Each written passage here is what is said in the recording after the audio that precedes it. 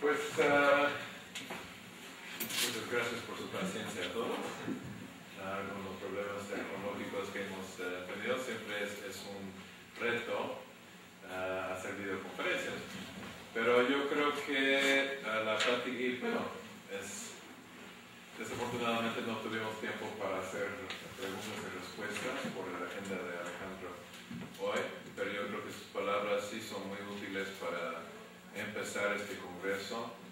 Yo creo que el punto importante es que análisis académico, reuniones de este tipo sirven mucho para aclarar las cuestiones.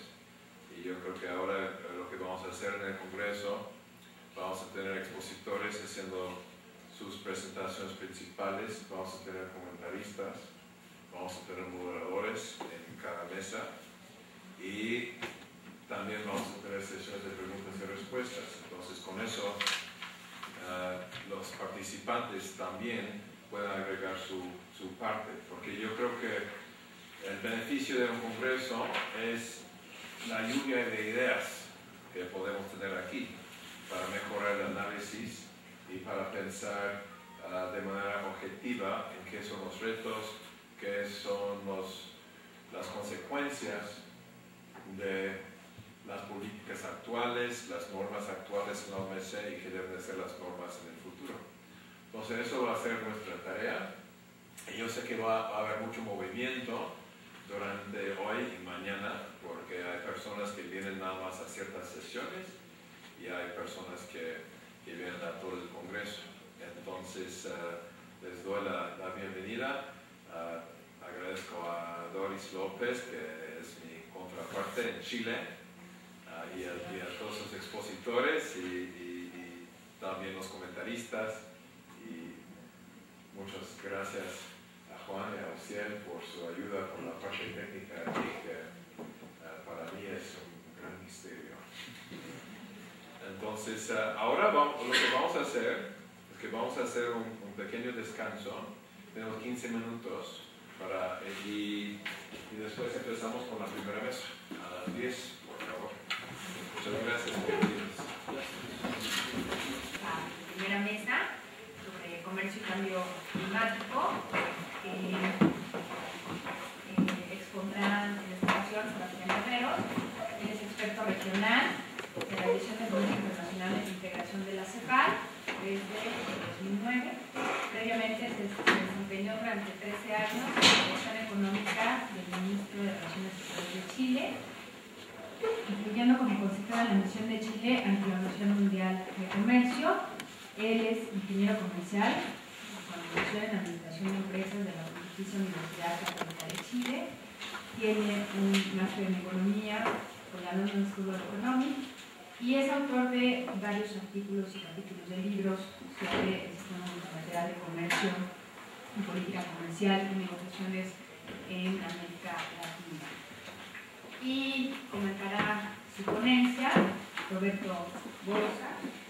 Él es licenciado en Economía por la Universidad de Buenos Aires, por la Universidad de Economía por la Universidad de Cambridge, investigador principal del Consejo Nacional de Investigaciones Científicas y Técnicas, profesor plenario y director del Departamento de Ciencias Sociales de la Universidad de San Andrés, director académico de la Maestría en Relaciones y Negociaciones Internacionales de la Universidad de San Andrés Flaxo en la Argentina por la Universidad de Barcelona.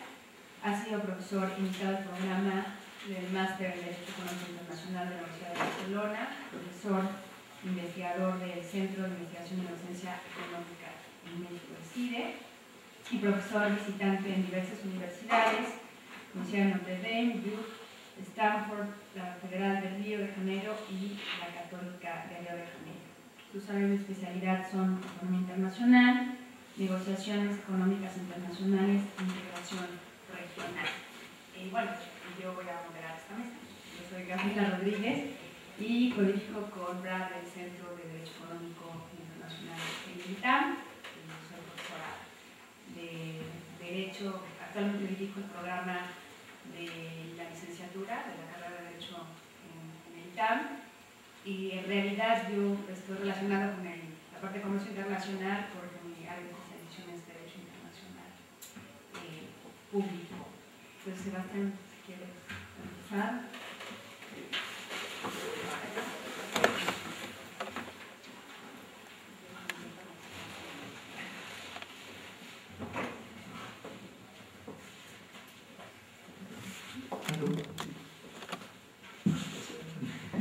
Bueno, muchas gracias a todos, Gabriela, gracias a Fran y a Dorotea por la invitación a participar en esta conferencia. Y bueno, me toca hacer una presentación que es un poco complicada, si uno quiere, porque es un fenómeno, el de comercio y cambio climático, que uno lo puede mirar desde una serie de... Uno escucha mucho sobre esto en los medios, en fin, está instalado en el debate académico y uno escucha pedacitos de información sobre el cambio climático, pedacitos de información sobre cómo se vincula con el comercio, pero de repente le falta quizás una síntesis de cuáles son los canales que unen a estos dos fenómenos. Bueno, les decía la verdad que la presentación que a mí se me ha encargado hacer, que se titula Comercio y Cambio Climático, uno podría haberlo mirado desde muchas ópticas y se me ocurren al menos tres. Una que es los vínculos conceptuales que existen entre el comercio y el cambio climático y que, como veremos en un momento más, corren en ambos sentidos.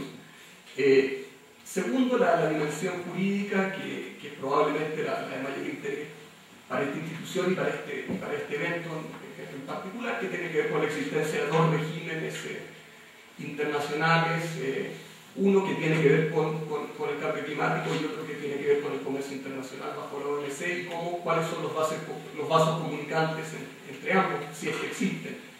Y una tercera perspectiva, y hay más, pero una tercera tiene que ver con el debate ya más de políticas públicas y de política interna de los países latinoamericanos o caribeños en cuanto a cómo enfrentar esta nueva realidad en la cual los productos que ellos exportan, principalmente a los países industrializados, a los países de la OCDE, comienzan a verse enfrentados con problemas de acceso vinculados en mayor o menor medida con la temática del cambio climático y por lo tanto cómo responden nuestros gobiernos y nuestros sectores privados a ese desafío.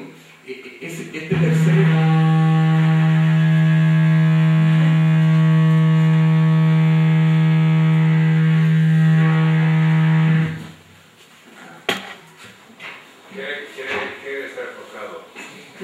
Bueno, no, les decía, esta tercera dimensión que es apasionante, casi no me voy a referir a ella, tenía presupuestado hablar un poco más, pero en el interés del tiempo y dado los temas que son prioritarios para este evento, la voy a pasar bastante rápido para concentrarme en las otras dos.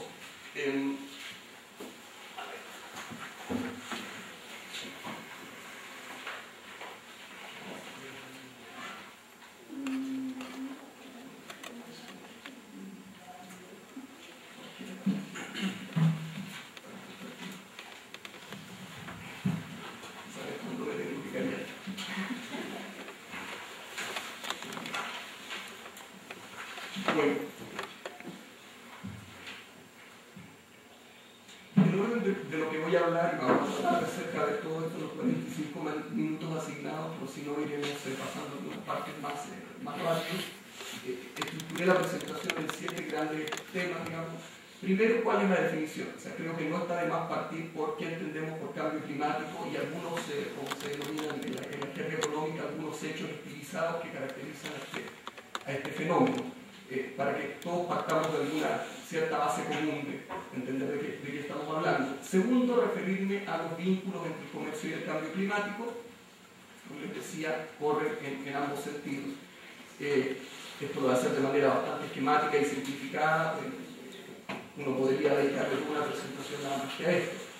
Tercero, por tratar de mirar, cuantificar cuánto le aporta el comercio al fenómeno del cambio climático, es decir, cuánto representa el comercio del total de emisiones de gases de efecto invernadero hoy en día y cuánto de este aporte del comercio tiene que ver directamente con nuestra región, América Latina y el Caribe, cuánto me va a referir a los dos grandes procesos multilaterales que están teniendo lugar en estos momentos. Por un lado, las negociaciones en el marco de la del convenio, la Convención Marco de Naciones Unidas sobre el Cambio Climático, eso es la CMNUCC, y otros las negociaciones que tienen que ver con medio ambiente en el marco de la ronda de hoja de la OMC. Quinto, hablar un poco de las iniciativas nacionales que están teniendo lugar, especialmente en los países industrializados, en relación con el cambio climático y que tienen un impacto sobre el comercio. Sexto, y esta era la sección a la que me refería al comienzo, que uno podría expandir más, pero a la cual me voy a referir de manera muy breve, o eventualmente incluso omitirla llegado el caso, que es cuáles son las oportunidades, los desafíos de política interna, por así decirlo, que este fenómeno del cambio climático genera para nuestros países. Y por último, a manera de recapitulación, qué rol le cabe al sistema multilateral de comercio para contribuir al combate contra el cambio climático. Bueno, ¿qué entendemos por cambio climático? Ahí está copiada la definición que viene directamente del artículo 1 del Convenio Marco de Naciones Unidas, pero tiene que ver con el concepto de una alteración en el clima inducida de manera directa o indirecta por el hombre. Ese es su rasgo distintivo, es decir, aquí estamos hablando de alteraciones en el clima que no son las que ocurren naturalmente, por así decirlo, generadas por la propia naturaleza, sino que tienen que ver, son antropogénicas, tienen que ver con la acción del hombre. Y la manifestación más conocida de este fenómeno del cambio climático es lo que se llama el calentamiento global, es decir, una tendencia sostenida en el tiempo a un aumento de la temperatura en el planeta, de la temperatura atmosférica, también de la temperatura de los mares, especialmente desde mediados del siglo XX. Hay una serie de estudios que se han conducido, teóricos y sobre todo empíricos al respecto, y ellos nos permiten sacar unas cuantas conclusiones bastante robustas.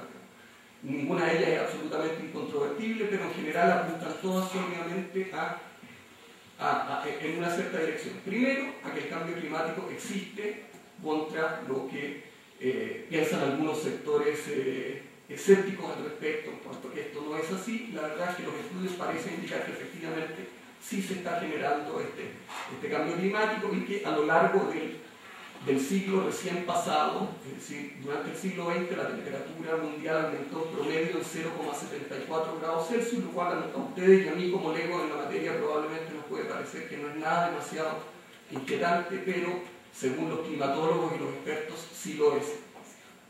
Segundo hecho utilizado fuerte es que este cambio climático hay un efecto inercial, es decir, va a continuar a lo largo de las próximas décadas, incluso si hoy, por un acto de magia, dejáramos de producir cualquier cosa, dejar que todas las fábricas del mundo se cerraran, se cortara el transporte aéreo, marítimo, etc., el proceso de calentamiento va a continuar porque estos gases de efecto invernadero tienden a permanecer un largo periodo en la atmósfera. Y los más conocidos, por cierto, esto es un detalle para los interesados en la parte científica, son el anhídrido, el dióxido de carbono, el metano y el óxido nitroso, son los tres que están indicados ahí.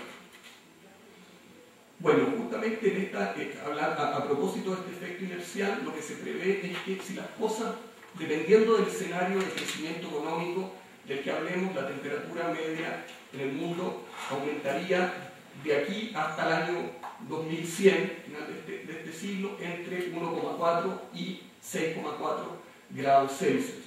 Lo interesante notar aquí es que, según los expertos en el tema, más de 2 o al sumo 3 grados de aumento de la temperatura media mundial ya es seriamente peligroso, porque es el umbral a partir del cual se pueden generar alteraciones muy difíciles de prever en el clima. Es decir, se sabe que esas alteraciones se van a generar, no se sabe cuáles ni en qué momento preciso, pero ese es el umbral, 2-3 grados de incremento en el clima. A partir, cruzado ese umbral, se comienzan a producir cambios en los patrones de lluvias, cambios, fenómenos de deshielo, aumento de los niveles del mar, poniendo en peligro a aquellos países, por decir cualquier cosa, Bangladesh, que tiene cerca de 200 millones de habitantes, todos los cuales viven en la práctica bajo el nivel del mar. Deshielo, mayor frecuencia de fenómenos climáticos extremos, como tornados, como huracanes, etc.